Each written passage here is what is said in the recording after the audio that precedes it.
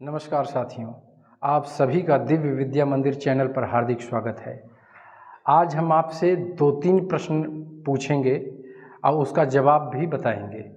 पहला प्रश्न ये है, नाटक जगत का शलाका पुरुष किसे कहा जाता है। दूसरा प्रश्न ये है कि जयशंकर प्रसाद का वह कौन सा नाटक है जिसमें दार्शनिकता की अधिकता है।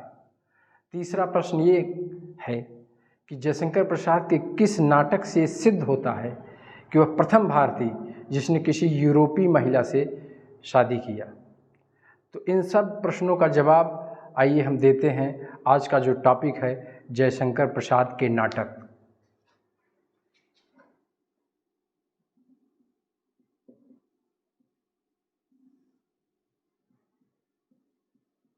जयशंकर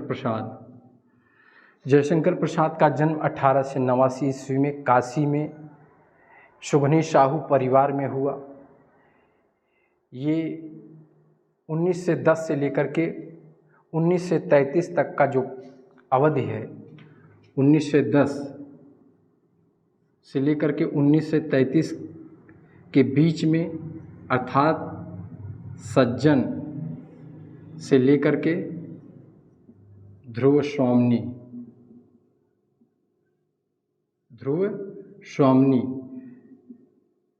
1933 में लिखे हैं और इनका पहला नाटक सज्जन है, वह 1910 में लिखा गया है।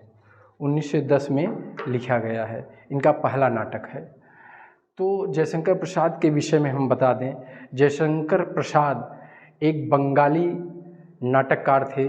उनका नाम था द्विजेंद्र लाल राय। द्विजेंद्र लाल राय ये एक बंगाली नाटककार थे।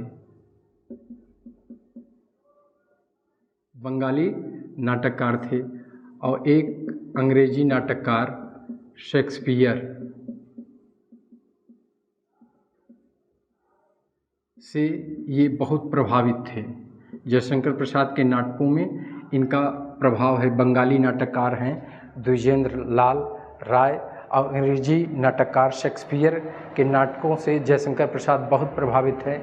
इनके जितने भी नाटक हैं ये ऐतिहासिक और पौराणिक हैं। 1-2 अपवाद स्वरूप अलग हैं, बाकी सब नाटक ऐतिहासिक और पौराणिक कथानक से लिया गया है। इनका जो नाटक है उसमें अतीत स्वर्णिम गौरव गाथा का चित्रण हुआ है।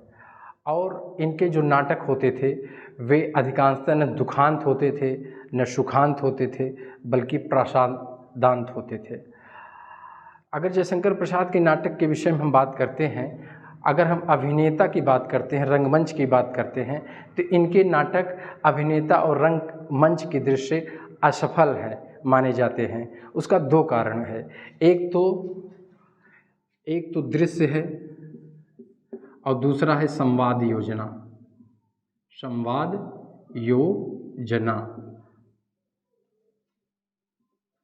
तो दृश्य में सबसे बड़ी समस्या ये है कि जयशंकर प्रसाद देश काल वातावरण अर्थात संकलन त्रय का जो नाटक में ध्यान रखा जाता है, वह यहाँ इनके नाटक में उसका अभाव है। कभी पर्वत प्रदेश का चित्रण करते हैं तो कभी मैदानी भाग का, कभी इनके नाटक में 30-40 साल वर्षों का अंतर आ जाता है, जबकि पात्र वही रहता है। इसलिए यह अभिनेता के दृष्टि से उसे दिखाना कठिन होता है। दूसरा है संवाद योजना। इनके संवाद इतने तत्सम निष्ठ संस्कृत प्रधान होते थे कि उसे कहना और लंबे लंबे वार्ता, लंबे लंबे संवाद, उसे याद करना और सहृदय को, पाठक श्रोताओं को समझना, ये दोनों ही कठिन होता है। इसलिए अभिनेता के दृष्टि से इनके जो नाटक हैं वह बहुत सफल नहीं कहे जा सकते। सिर्फ इनका अंतिम नाटक ध्रुव स्वामिनी उन अभिनेता की दृष्टि से सफल माना जाता है।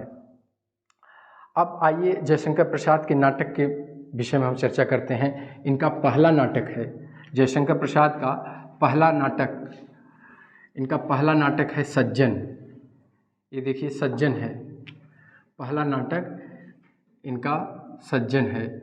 सज्जन ये महाभारत के एक पात्र हैं युधिष्ठिर। युधिष्ठिर की सज्जनता पर इन्होंने सज्जन नाटक लिखा है। युधिष्ठिर इतने सज्जन थे कि जुए में अपना सब कुछ हार जाते हैं, अपने हार जाते हैं, अपने भाइयों को हार जाते हैं, अपनी पत्नी को हार जाते हैं, यहाँ तक कि अपना सर्वस्व हार जाते हैं और शकुनी मामा के चक्रव्यूह में फंस करके ये 12 वर्ष तक लगातार अज्ञातवास और वन में जीवन व्यतीत करते हैं। और इनकी सज्जनता का एक और आगे उदाहरण ये है कि एक गंधर्व राज हैं, उनका नाम है चित्ररथ। वो दुर्योधन को कैद कर लेते हैं और दुर्योधन को जब ये कैद कर लेते हैं तो अज्ञातवास के समय ये दुर्योधन को बचाने के लिए, दुर्योधन को छुड़ाने के लिए अपनी सज्जनता का प्रमाण देते हैं। इसलिए जयशंकर प्रसाद ने इस नाटक का नामकरण सज्जन किया है। इनका दूसरा नाटक है कल्याणी परिणय। ये कल्याणी परिणय 1912 ईस्वी में इन्होंने लिखा, अर्थात सज्जन के 2 वर्ष बाद। सज्जन 1910 में लिखा गया, कल्याणी परिणय 1912 ईस्वी में लिखा गया। कल्याणी परिणय के विषय में हम बता दें कि ये सेल्यूकस की एक कन्या थी जिसका नाम था कॉर्नेलिया। सेल्यूकस की कन्या का नाम कॉर्नेलिया है।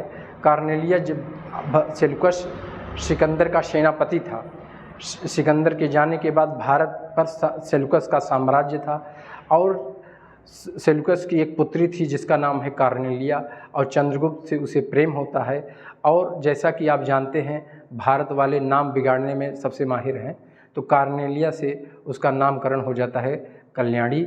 और कल्याणी का परिणय माने प्रेम प्रसंग इसमें दिखाया गया है। कल्याणी परिणय में चंद्रगुप्त मौर्य और कल्याणी का प्रेम प्रसंग दिखाया गया है। इनका एक नाटक है तीसरा करुणालय। यह भी नाटक 1912 ईस्वी में लिखा गया। साथियों, ये एक गीत नाट्य है। करुणालय एक ऐसा नाटक है जिसमें अयोध्या के नरेश, राजा हरिश्चंद्र और विश्वामित्र की कथा है।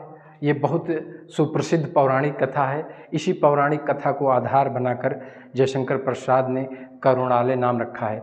करुणालय नाम इसलिए रखा है क्योंकि इसमें कारुणिक और मार्मिक प्रसंगों की भरमार है। राजा हरिश्चंद्र सत्यवादी राजा थे और आप जानते हैं कि विश्वामित्र उनकी परीक्षा लेने के चक्कर में उनकी पत्नी तारा और यहाँ तक कि उनका पुत्र जो रोहितासु था, जब वो मर जाता है और ये जो है मल्लाह के रूप में काशी के घाट पर उससे अपनी पत्नी से ही अपने पुत्र का चीरहरण करवाते हैं, तो वो कथा बहुत ही कारुणिक और बहुत ही प्रासंगिक है। इसलिए जयशंकर प्रसाद ने इसका नामकरण करुणालय रखा है। इनका फिर एक नाटक, चौथा नाटक है प्रायश्चित। यह 1913 ईस्वी में लिखा गया। प्रायश्चित नाटक 1913 ईस्वी में लिखा गया है। जैसे कि इसका नाम से ही स्पष्ट है, इसमें 11 से 92 ईस्वी में तराइन का द्वितीय युद्ध होता है मोहम्मद गोरी और पृथ्वीराज चौहान के बीच में, जिसमें पृथ्वीराज पराजित होता है और उसे गजनी भेज दिया जाता है। गोरी उसके साथ दुर्व्यवहार करता है, उसकी आंखें फोड़ देता है, उसे कारावास में बंद कर देता है। पृथ्वीराज चौहान को बड़ी आत्मग्लानि होती है, बड़ा पश्चाताप उसे है। अंत में वही उसका निधन हो जाता है। उसका निधन हो जाने के बाद उसकी पत्नी संयुक्ता, जो कि जयचंद की पुत्री है, जयचंद भी बहुत दुखी होता है अपने मूर्खता पर, अपने अहंकार पर, अपने मिथ्या अभिमान पर वह बहुत दुखी होता है। और वह जब संयुक्ता अपनी पुत्री को याद करता है तो उसे एक प्रायश्चित की अग्नि में वह जलने लगता है और उसका भी दुखद अंत होता है मोहम्मद गोरी द्वारा। तो इसका नामकरण जयशंकर प्रसाद ने किया है प्रायश्चित। प्रायश्चित के बाद पांचवा इनका नाटक है राजश्री। ये 1915 में लिखा गया। राजश्री नाटक 1915 में लिखा गया। यह राजश्री नाटक कन्नौज के एक राजा हैं हर्षवर्धन की बहन है राजश्री, जिसके पति को धोखा देकर बंगाल के एक शासक हैं शशांक के कुचक्रों को ये हर्षवर्धन जाकर समाप्त करते हैं और राजश्री जो आत्महत्या करने वाली थी उसे ये बचाते हैं। तो इसमें ये सारे नाटक आप देख रहे हैं, ये सब के सब ऐतिहासिक हैं। सिर्फ इसमें करुणालय ये नाटक यही सिर्फ पौराणिक मिला है, बाकी सब के सब ऐतिहासिक नाटक हैं। इसके बाद इनका छठा नाटक है विशाख। इनका छठा नाटक है विशाख। विशाख 1921 में लिखा जाता है। विशाख नाटक 1921 में लिखते हैं। इसमें विशाख नाटक में कल्हड़ के राजतरंगी, कल्हड़ एक कवि है, कश्मीर का कवि है कल्हड़, और कल्हड़ के राजतरंगिणी का आरंभिक अंश इस विशाख नाटक में जयशंकर प्रसाद ने दिखाया है। इसके बाद 1922 सातवां नाटक 1922 ईस्वी में लिखते हैं, नाम है अजात शत्रु। अजात शत्रु ये बिंबिसार के पुत्र हैं। ये गौतम बुद्ध के समय के एक राजा हैं मगध के, और इसमें 3 राज परिवारों की कथा है, मगध का, कौशल का और कौशाम्बी का। राज परिवार में जो संघर्ष है उसी को अजातशत्रु में दिखाया गया है। अजातशत्रु अपने पिता को ही कैद करता है, और इतिहास में तो ये भी साक्ष्य मिलता है कि अपने पिता की हत्या भी करता है। अंत में एक गौतम बुद्ध के उपदेश से यह बौद्ध धर्म का अनुयायी बनता है, लेकिन ये है बड़ा उदंड, इसलिए नायक के दृष्टि से अगर देखा जाए तो ये धीरोद्धत नाटक है, धीरोद्धत नायक है। जैसा कि आप लोग जानते हैं, हमारे हिंदी साहित्य में, संस्कृत साहित्य में नायक 4 प्रकार के होते हैं। एक धीरोदात्त होता है, जिसके विचारों में सद्गुण हो, वह धीरोदात्त है। एक धीरोद्धत होता है, जिसके विचारों में और जिसके गुणों में तामसी गुण ज़्यादा हो और जिसके विचारों में सद्गुण हो, वह धीरोदात्त है। और तामसी गुण रखने वाला नायक धीरोदत्त कहलाता है, जैसे रावण, कंस और ये अजातशत्रु। धीरोदात्त में भगवान राम आएंगे, राजा दुष्यंत आएंगे, तो ये सब हैं। और एक धीर प्रशांत हैं, धीर प्रशांत भी, और एक हैं धीर ललित। भगवान कृष्ण धीर ललित में आएंगे। जो सौंदर्य का अनुयायी हो वह धीर ललित है, जो 64 कलाओं का स्वामी है वही धीर ललित होगा। और धीर प्रशांत माने जैसे गौतम बुद्ध, जिसमें निर्वेद रस का प्रवाह हो, शांत रस का, वह जो है धीर प्रशांत में आएगा। इसके बाद अजातशत्रु नाटक लिखने के बाद ये एक नाटक लिखते हैं जन्मेजय का नागयज्ञ। लिखते हैं जन्मेजय का नाग यज्ञ। ये 1926 में लिखा जाता है ये नाटक, जन्मेजय का नाग यज्ञ। इसमें राजा परीक्षित के पुत्र जन्मेजय हैं, और वो अपने पिता का बदला नागवंशों से लेते हैं, क्योंकि राजा परीक्षित को और नागों में, सर्पों में एक द्वंद्व था, और उसी लड़ाई को जन्मेजय जो है अपने पिता का बदला लेते हैं। और यह प्रसाद के इसी नाटक में जो हमने पहला प्रश्न पूछा था कि प्रसाद के किस नाटक में दार्शनिकता की अधिकता है, तो यह है जन्मेजय का नाग यज्ञ। इसी नाटक में प्रसाद के दार्शनिकता की अधिकता दिखाई गई है। इसके बाद एक नाटक है कामना।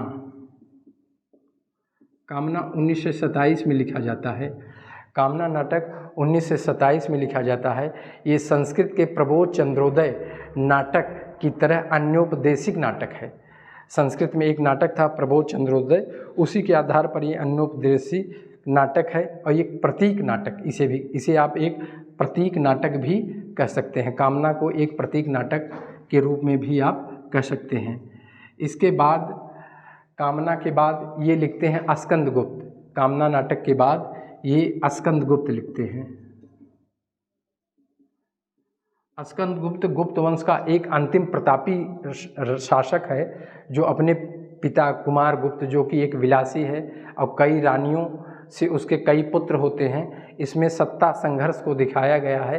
अंत में स्कंदगुप्त सारे विरोधियों का दमन करते हुए सत्ता की प्राप्ति करते हैं और इन्होंने हूण और शक का उस समय भारत में आक्रमण था उसका बहुत अच्छे तरीके से विरोध करते हैं और कई बार हूणों और शकों को पराजित करते हैं।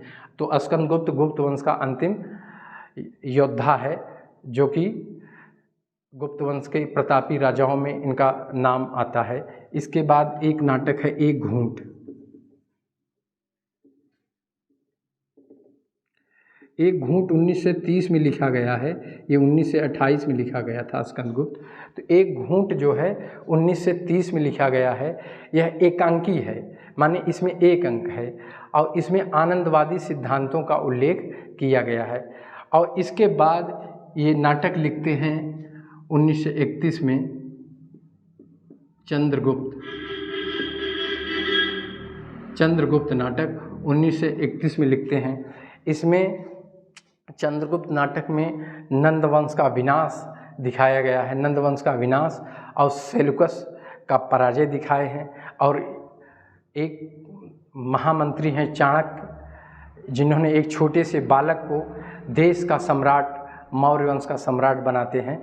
इसमें चंद्रगुप्त ये नामकरण इसी आधार पर रखा गया है कि चंद्रगुप्त एक ऐसे प्रतापी राजा हैं जो पहली बार देश में राष्ट्र भावना और देश प्रेम की भावना जागृत करते हैं अपने गुरु चाणक्य के दम पर।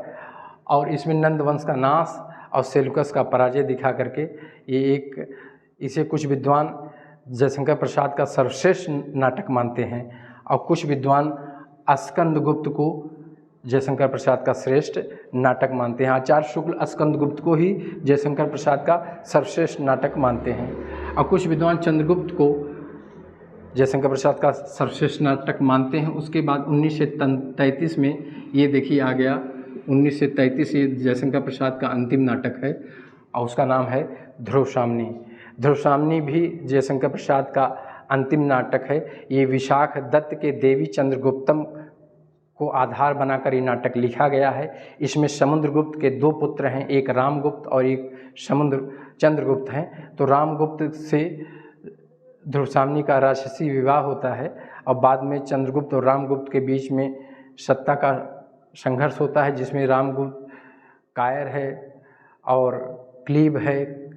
तो रामगुप्त को पराजित करके चंद्रगुप्त इसमें राजा बनता है और ध्रुवसाम्नी, चूँकि समुद्रगुप्त ने घोषणा किया था कि हमारे बाद उत्तराधिकारी चंद्रगुप्त होगा और उसकी वाग्दत्ता पत्नी ध्रुवसाम्नी होगी। जयशंकर प्रसाद ने इस नाटक में पुनर्विवाह, तलाक और पति परित्याग, माने जिसे आप तलाक भी कह सकते हैं, और अनमेल विवाह जैसी समस्याओं को उठाया है। इसलिए इसे आप समस्या प्रधान या प्रथम समस्या प्रधान नाटक भी कहा जा सकता है। इसके अलावा अब देखिए, ये जो दूसरा नाटक था कल्याणी परिणय 1912 में लिखे थे, इसी का परिवर्धित रूप ये चंद्रगुप्त है। इसमें भी सेल्यूकस की पुत्री जो कार्नेलिया है, एक प्रश्न बना था कि चंद्रगुप्त नाटक की नायिका कौन है। तो ये जान लीजिए, चंद्रगुप्त नाटक की नायिका यही कल्याणी परिणय माने कार्नेलिया है। और 1931 में इसका परिवर्धित रूप है। 1933 में इसे प्रकाशित किया गया चंद्रगुप्त नाटक अभिनय चंद्रगुप्त के नाम से। तो इस तरह से मित्रों, हमने ये जयशंकर प्रसाद के जितने नाटक हैं, इसके 13 कुल इनकी संख्या 13 है, जिसमें ये कल्याणी परिणय और जन्मेजय का नाग यज्ञ, ये दो नाटक पौराणिक हैं और बाकी एक कामना और एक घूट को हटा दिया जाए और बाकी नाटक इनके ऐतिहासिक हैं। अर्थात चंद्रगुप्त ऐतिहासिक और पौराणिक नाटक लिखने में इन्हें महारत हासिल था और इनका प्रसाद का प्रभाव इतना तगड़ा था कि इनके आधार पर नाटकों का वर्गीकरण किया गया। प्रसाद युग, प्रसादोत्तर नाटक, प्रसाद युग के नाटक, प्रसाद पूर्व नाटक। तो इसीलिए इन्हें नाटक जगत का सलाका पुरुष भी कहा जा सकता है। अगर मित्रों ये वीडियो आपको पसंद आया, अच्छा लगा, तो इसे आप लोग लाइक, शेयर और सब्सक्राइब ज़रूर करें। धन्यवाद।